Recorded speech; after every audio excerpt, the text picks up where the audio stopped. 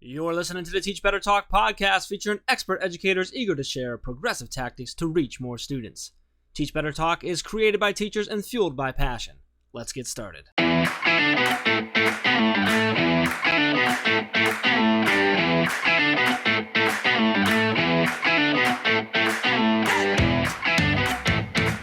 Hey everyone, welcome to episode 169 of Teach Better Talk. My name is Ray Hewart, and as always, I am with my incredible co-host that just does so much work and is so supportive, Mr. Jeff Gargas. Jeff Gargas, do you have a middle name? I wanted to use your middle name. Well, I'll let you try and figure that out someday, but are you like drunk or on something? Like, where was that? That was like really nice. Like, that seems really inappropriate for you to ask me that question. Of course not. I'm just so appreciative. I'm pretty sure every single person listening right now is like, what's wrong with Ray? Well, let's talk honestly here. I bashed you in the first episode we recorded, and we just went out of order, and I bashed you in the one that we did that will be coming out later, like our next episode. That's it. So this is sandwiched by two bashing. I thought in the middle I needed to like be kind in some way, but could you please share your middle name? That would have made this episode better. Sure. My middle name is Raymond. I don't know. It is? Yeah. Oh my gosh, what a great name. Ray is an awesome name. Jeffrey Raymond Gargas, yeah. I had no idea. JRG. Wow. What a great... Everyone's middle name being Ray is so... My middle name is not Ray. Ray is an amazing name. My middle name is not Ray. It's Raymond. But it's almost... That's like being David, but going by Dave. Yeah, but it's not... You don't usually you don't usually shorten the middle name. Is your name Jeffrey and you go by Jeff? That's the same as Raymond going by Ray. But the middle name you don't typically shorten. Okay, so fun fact, my dad's your name doesn't even make any sense. Okay, my dad's like name, a middle name or a shortened version of Rachel. It's like just a word you made up. You're like, oh, I think Ray's easy to say. My dad's name is Herschel James Ford, and he goes by Jim. So that's a shortened middle name. Boom. Your dad's name is Sir Awesomeness. That's true. And that is it. Yes. Your dad's name is Herschel? Herschel, after his father, but his middle name is James, and he goes by Jim. So he probably does that because when they were growing up, everyone was like Herschel, and both would turn, so they had to change it. So they used his middle name, and he wanted to go Jim because that's a nickname. And no one ever called me Raymond, so it never got into like a nickname or anything. I'm going to start calling you Ray just for fun. All right, Rachel. Sounds good. Oh my God, do not.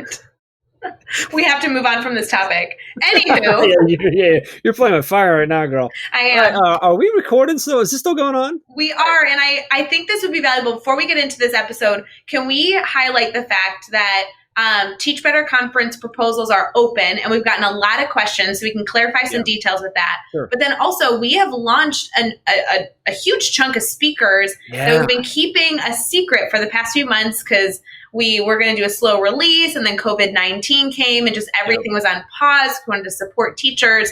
But while we're still supporting teachers, we kind of got our feet on the ground, and we wanted to highlight all these amazing educators that are coming to Teach Better Conference 2020. And these are like awesome people. So what do you want to start with? Talking about proposals or highlighting the people that are joining us? And there's still more to come to be announced, by the way. Let's touch really quickly on proposals. So those are open at teachbetterconference.com. Anyone can submit for your chance to potentially come and share some of your awesomeness, share your story. What are some of the questions that we're getting, Ray? The biggest one is are they open and when are they going to close? And yes, they are open.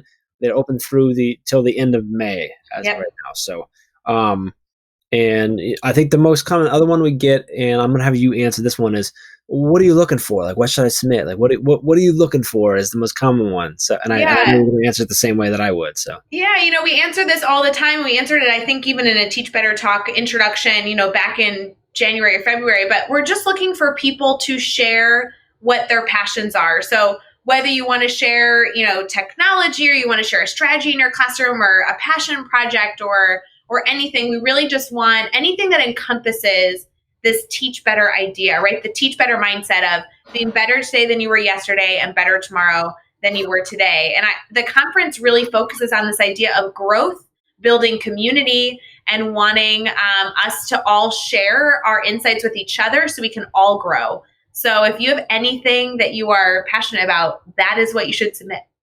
Yeah, I love it. And you know, like Bray said, things that you're passionate about, things that are working for you. We really love. I love that there were so many.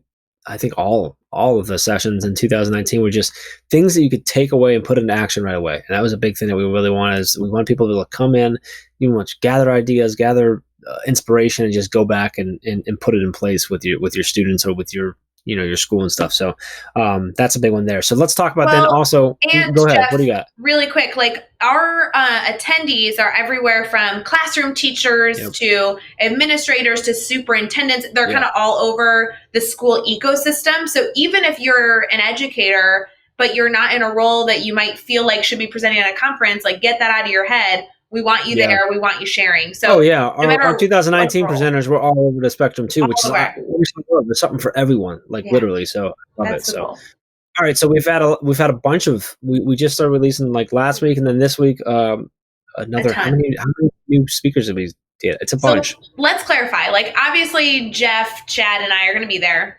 And we're going? Yes, we are. And the whole Teach Better team. You know that we're all going to be there.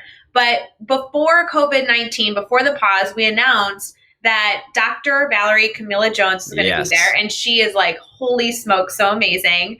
And Dr. Neil Gupta is going to be there. So we have these two powerhouse educators that we're so thrilled to announce. But now we've launched even more over the past 2 weeks. So Matt Miller's coming. You know Matt Miller. He's amazing. Yeah. Ditch that textbook. Yep. Sarah Thomas. Oh, EduMatch Sarah Thomas. That's right. Yep. So cool. Yes, Michelle. We also have George Valenzuela. George is awesome. Yep. Rev Up Robotics, baby. Yep. Allison Epsy. Oh, I love Allison. Oh. She's just like the sweetest soul in the world. I know. It's hard to like say her name and not smile. I know.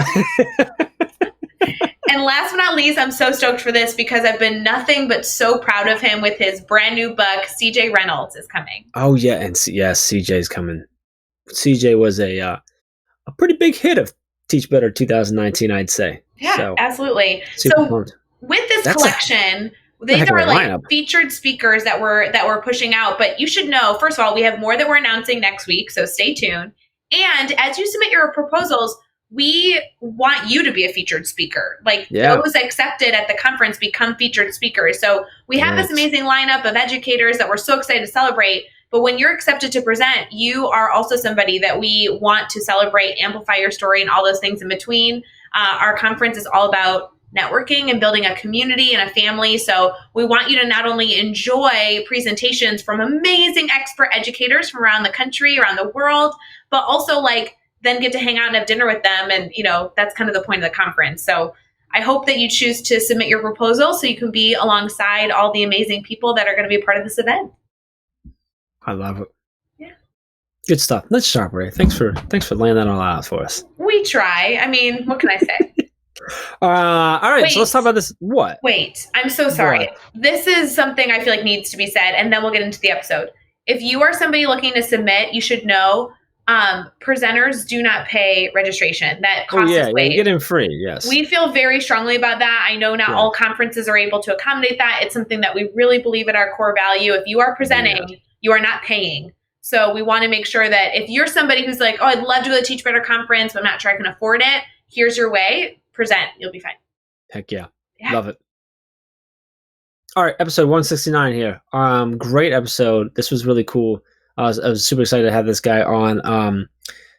Khandker Ahamed is the co-founder of Kids Ivy Tutors, which is, and I love his story. I'm getting excited about his story, how he got in there. So this is an organization that works to, they really work, and they say that they're on a mission to teach the future of education by connecting passion, mentorship, and 21st century skills, and they have on-demand skills courses and all kinds of stuff that they work with schools on. But it started with and focused around this tutoring of students, and the story of how it started and why they had to grow is really cool. I really love how candid he got with us, what he shared there. This is a guy he's been recognized. I mean, we talk about it like he's on the cover of Forbes. He's been recognized by Bloomberg. The United Nations has talked about them, the Clinton Global Initiative.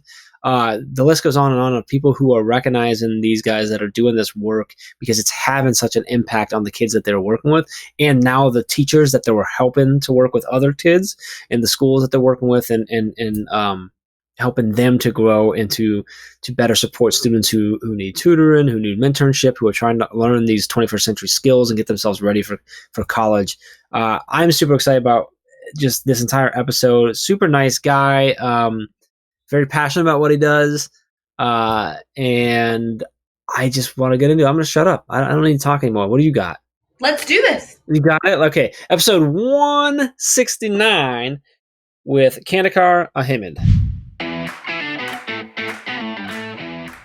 We're going to get right back to the episode, but I wanted to make sure you had the details of what the team is continuously doing to support all of the educators that are striving to reach their students at a distance. Now, while we will continue to push out content like blogs, podcasts, free downloads, and online courses to support you, we wanted to do more. So you can meet our team live Monday, Tuesday, Wednesday, Thursday, and Friday in our private Facebook group at 7 a.m. Central, 8 a.m. Eastern for a daily drop-in.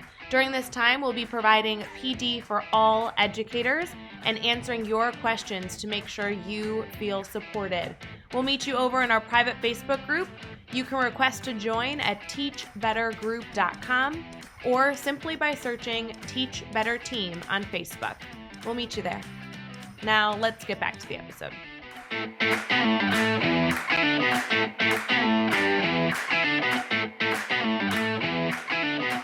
All right, we are here and we are chatting with Khandker Ahamed. And Khandker, it's so awesome to have you on here. Really appreciate you taking some time to chat with us. Excited to kind of dive in and learn about your backstory and what you got going on and everything that you're doing and how you're also it's just kind of handling the current situation in our world. But before we get too far into things, how are you feeling right now? I'm feeling stressed, but also excited because there's this situation really brought so many opportunities to look at. And when you're talking about like education and stuff, but overall, like I'm excited and like I'm, sad. I'm stressed. There's a lot of mixed feelings right now, but overall, you could say like doing pretty okay.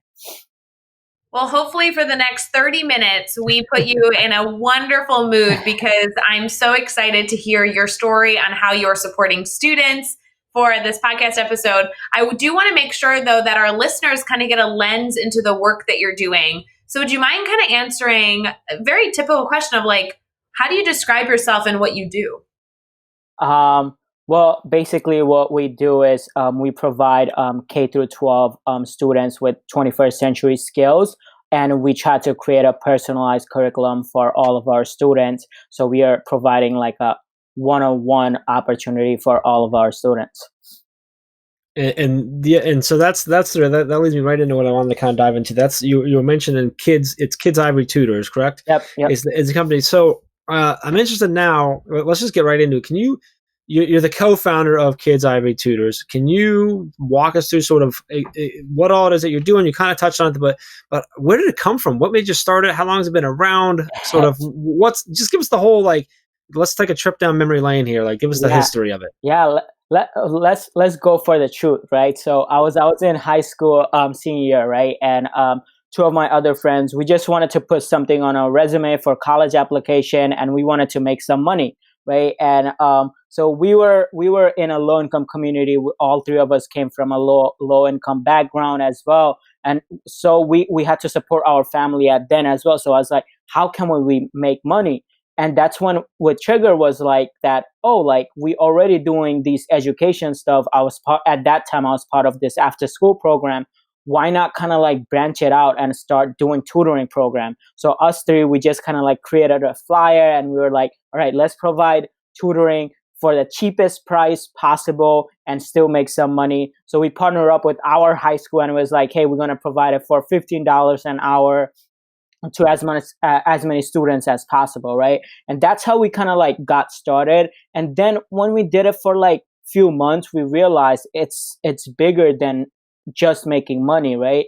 A lot of our parents were so happy that seeing that a lot of their students are improving grades. A lot of the students are like actually care about learning now because we took that near peer model, and we were bringing like ourselves to the students and their story, what they're going through, and like bringing that into academic.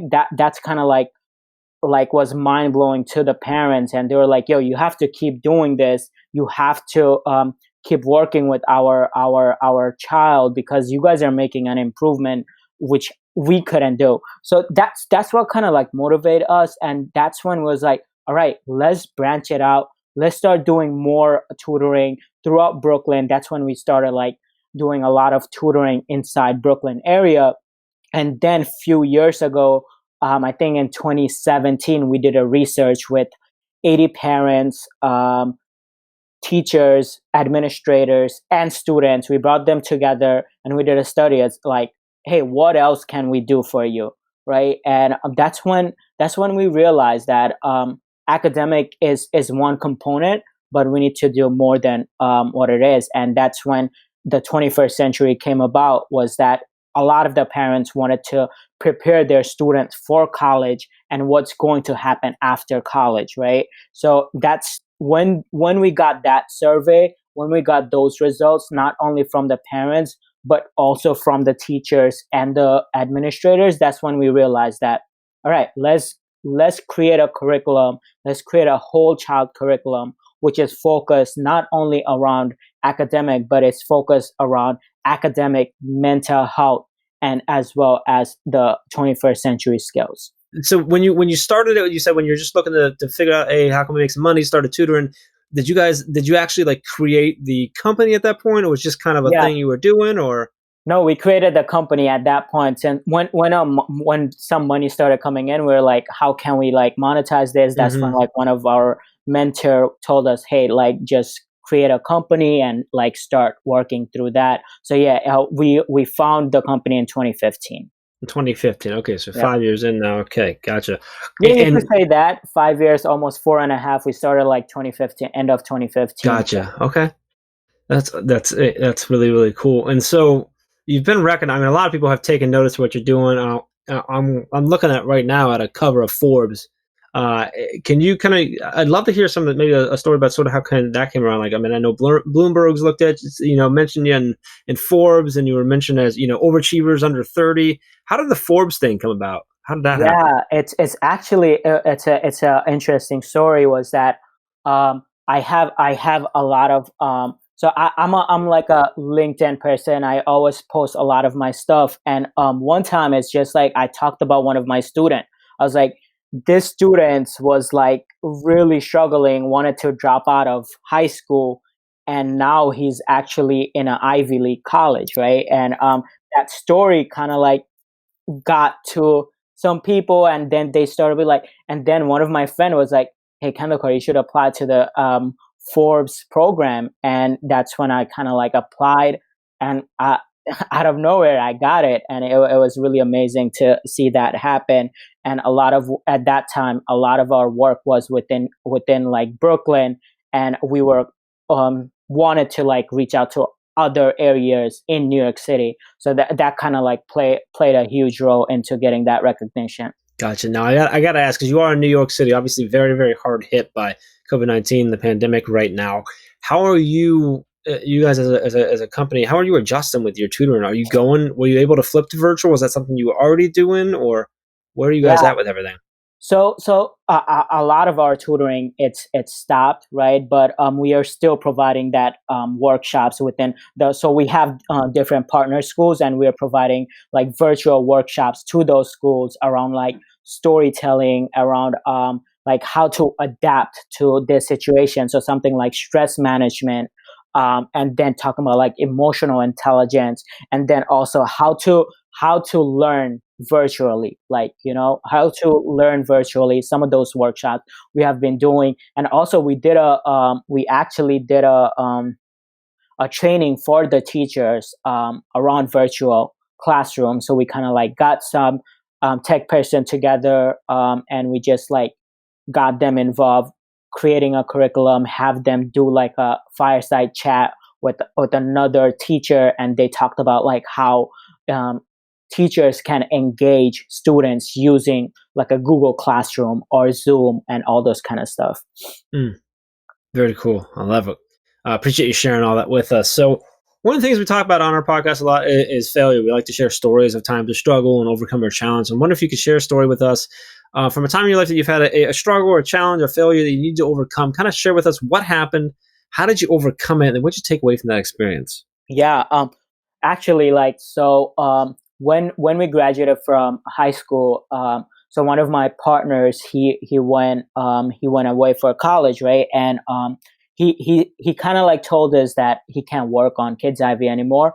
And during that time, like it really hit us hard because at that time we were at a growing stage. Even though we totally understand where he was coming from and all of the situations with college, studying and being in a different environment, it's totally understandable. At that time, it was just like a lot on us, and it was just only us three doing a lot of the work. So he leaving the company was a huge hard hit for us, and we were losing parents, we were losing clients, and one of the things during that time was like we thought about that. Wow, like we probably need to shut Kids IV, shut it down, right? And but at that time, like one of the biggest thing was like biggest people that played role was our mentors. We had this high school teacher who was mentoring us from the beginning. She stepped up. She was like, I'm going to help you. I'm gonna get you connected to more people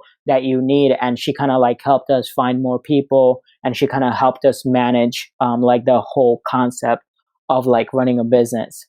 You know, it's so funny because I think one of the many things that you continue to focus on is a personalized approach to student success. I love that that continues to be at the forefront of the work that you currently do with educators, because the more that we can build up our students and really get them the support that they need when they need it is really, I mean, something that we do a ton with the professional development we do on the Teach Better team, but also just something we really love to support in other avenues when educators really work to make that a priority. So if I was to ask you, you know, what keeps you excited about the work you're doing? I mean, obviously it's a business. Obviously you've done a lot to make it successful.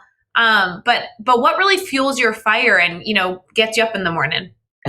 It's to be honest, it's definitely the students, right? A lot of our students are like struggling at home, in schools, because of the community they come from, right? And when I hear one of my students is telling me, yo, like I wish I had more of these resources within my school, within my community, that I'm like shocked, like why it's not there, like why is a lot of this curriculum are not being taught to our students. That motivates me all the time. It's like that's my goal. How can I provide the best resources, the best curriculum, the best education to my community and all the communities that are struggling? And that motivates me. And like when I hear the story of some of my students, it's just like, all right, I need to hear millions of those stories. I need to hear billions of those stories. Ooh, that was the line of the podcast episode. That was it right there. That's powerful. So important. I have to ask though, you know, obviously you do trainings for teachers, you provide support to educators, you're doing all these different pieces. I'm sure the students you work with at some point, I mean, some of them might become teachers. I mean, there's so many pieces that you're involved in. But when it comes to advice, whether it be a new teacher or a veteran teacher, what would be the piece of advice you feel like educators need to hear to continue forward with this progressive educational movement of getting students that personalized approach of what they need? Yeah, so I actually have two advice for teachers, right? One of them is basically taking care of themselves. Sometimes teachers are like basically our parents inside the school, right? And so they really need to take care of themselves because it's a lot of stress work managing like 20 to 30 students. It's like you're basically parents of like 30 students in for like I would say like 8 to 9 hours, right? So at that time, like it's such a stressful job that teachers need to take care of themselves to provide the best service to the students, to connect with the students. And the second one is to like be like empathize. Like empathy is so key. Empathize with each of your students. Like try to understand what they're going through. Try to understand like if A is going through this way, like they probably need to learn different ways, right? How can I empathize with this person so I can create something personalized for this student? I know it's hard, but sometimes those are some of the approach that we need to take to really give our students the teaching that they need, or some of the or even like just have a conversation with the students is so important. Sometimes we just forget about that, but like I think teachers need to empathize a lot more when it comes to like education. Empathy and self-care, I couldn't agree more. It's crucial Yep. to any kind of lesson, and to be in there, like you said, being the best we can for the students. So I love it. All right, let's have a little bit of fun. We're gonna do the next 6 questions, and your goal is to answer each one in 15 seconds or less. You ready to go? Yeah, let's do it. All right. What is one EdTech tool you cannot live without? Google Docs, Google Drive. Google Drive. All right. Give us a book that you're reading right now. Becoming by Michelle Obama. Yeah. Love it. And who do we need to follow on Twitter or Instagram today? You can give us up to 3. Yes. Dalai Lama, ThriveGlobal, Christopher Emdin. What is a good YouTube channel or website for educators? Oh, TED. I love TED so much. It's like a lot of my contents that I used are from TED. Give us a daily, weekly, or monthly routine every teacher should get into. Check up on themselves. Like it's so crucial. Teachers get overwhelmed so much. They need to ask themselves, how am I doing really? Like, and teachers don't ask that to themselves. That's powerful.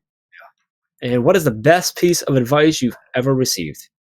Growth is not only about success. Ooh. Growth is not only about success. Man, ain't that the truth, friends? I like that one a lot. That is so spot on. Whew. I feel like that needs to be like a bumper sticker. I'm just saying. Yeah. All right over there, Ray? Well, it's awesome. As far as our listeners, I really want to make sure that people can stay connected to you. So would you mind sharing how people can stay connected? Yeah, it's basically all of my social media it's my name. And also I have a website as well that has all of my information into it. It's basically khandkerahamed.com. You can visit there. And basically, I'm reach out anytime, like with any questions. I'm open to connecting with new people and getting advice or giving advice, being a mentor, being a mentee, open to anything. Love it. And, you can find all the links and all the resources, everything we mentioned about or talked about in this episode over at teachbetter.com, as well as the really important links for connecting with Khandker and keeping the conversation going. So head over to teachbetter.com for all of that in the show notes. Be sure to hit subscribe so you don't miss any upcoming episodes. And if you can give us a rating and review, we'd really appreciate that as well. But let's keep taking this one step further. Think of just 3 of your colleagues who need to hear these amazing stories and connect with these amazing educators, and share this podcast with them. Khandker, this was just awesome. I really appreciate you taking some time and chatting with us, having some fun with us, sharing your story. I think the work that you're doing is so amazing. And I really appreciate you sharing your insight to how you started and what you're doing and what you're going through right now. So just thank you so much from us. Yeah, thank you. And Jeff and Ray, I definitely want to, from the bottom of my heart, thank you for inviting me. And I definitely want to say the work you guys are doing, it's amazing. And it's so much needed, especially during this time. Like hearing from like your podcast, it's a motivation for a lot of our teachers space. So just thank you from me and my community and the schools that we work with.